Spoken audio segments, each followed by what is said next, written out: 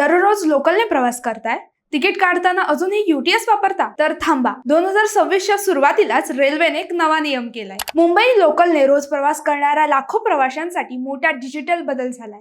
आतापर्यंत वापरत असलेलं UTS ऍप आता नवीन तिकीट किंवा मासिक पास साठी वापरता येणार नाही, कारण रेल्वे मंत्रालयाने अधिकृतपणे रेल1 हे नवं ऍप सुरू केलंय. आता मासिक, त्रैमासिक आणि सहामाही पास फक्त रेल1 ऍपवरच मिळणार. तिकीट बुकिंग, ट्रेनचं लाईव्ह लोकेशन, प्लॅटफॉर्म नंबर, वेळापत्रक सगळ्या सेवा एकाच ऍपमध्ये म्हणजे रेल1 ऍपमध्ये मिळणार आहे. UPI, card, net banking, wallet पेमेंटही जलद आणि सुरक्षित होईल. तसेच जुने पास मात्र वैध राहणार आहेत, पण नवीन किंवा नूतनीकरणासाठी रेल1 ऍपवर नोंदणी आवश्यक असणार आहे. हा बदल वन नेशन वन ऍप धोरणाचा भाग असला तरी प्रवाशांसाठी योग्य मार्गदर्शन आणि सुलभता तितकीच महत्त्वाची आहे. UTS ला राम राम, रेल1 ऍपला सलाम. लोकलचा प्रवास आता होणार स्मार्ट.